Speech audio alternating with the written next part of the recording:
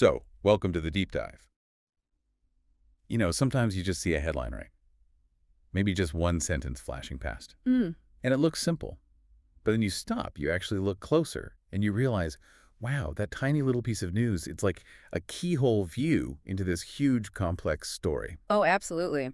Often the shortest statements, they carry the most weight, don't they? It's like that iceberg analogy. You only see the tip. Exactly. And that's really our mission for this deep dive. We're taking one very specific, very short statement, literally one sentence, and we're going to unpack it. Right. We want to understand what's inside it, the context around it, and crucially, what it might actually signify for you, trying to make sense of it all. Cut through the noise. And the source we're focusing on today is this little excerpt from an article titled, Putin Agrees to Ukraine's Security Guarantees. Very concise. Super concise, but dense, as you said. Yeah, packed with meaning, as we'll see. So the core nugget, the sentence we're really going to dig into is this. Putin agreed to security guarantees for Ukraine being part of potential peace deal, U.S. envoy says. Just that. Feels like a lot is riding on those few words. So let's pull it apart. Starting right at the beginning. Okay, so let's zoom right in. First bit. Putin agreed to security guarantees for Ukraine. Just hearing that phrase, I mean, the idea of Putin agreeing to security guarantees for Ukraine, that itself feels like a pretty significant thing, wouldn't you say? What's your first take? Well, it's fascinating because it hits on a core issue, a really long-standing concern for Ukraine, obviously. Right. So for this to be reported as something agreed upon, even, potentially preliminary, it suggests a possible shift, maybe. Okay. Because security guarantees, historically, in the specific context, usually means pretty firm pledges. Things like defense help from other countries, maybe specific non-aggression pacts, military aid commitments. Stuff that's often seen as an alternative to, say, NATO membership. Exactly. And Moscow has, consistently opposed external security setups for Ukraine that weren't, let's say, under its sphere of influence. Years, yeah. For years. So this phrase, security guarantees, it's not just diplomatic jargon. It suggests someone's acknowledging that Ukraine's future stability needs something concrete, something formal might be on the table. That really puts it in perspective.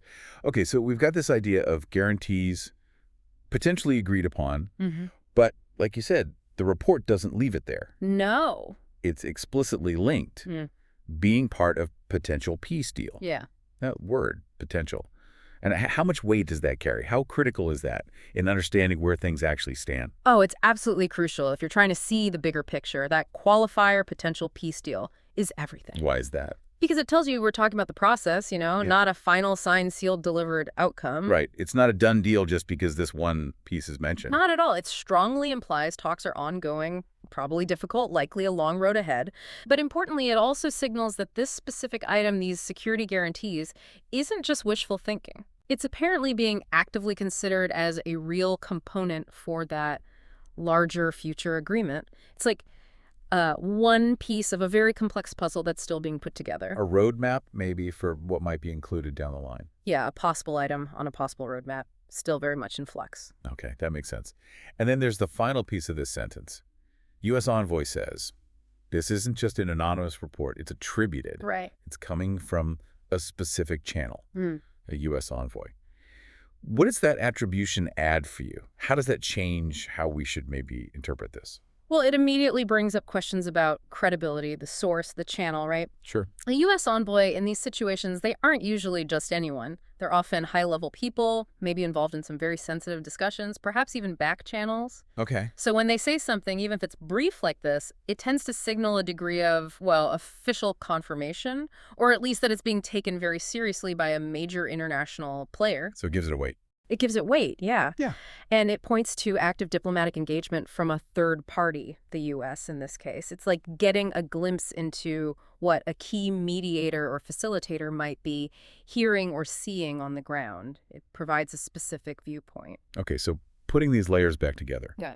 The reported agreement, the potential deal context, the U.S. envoy source. What does this really mean for you, the listener, trying to stay informed about the bigger picture here? Why focus on this one sentence? I think it helps you see the gears turning, behind the diplomatic curtain. Right.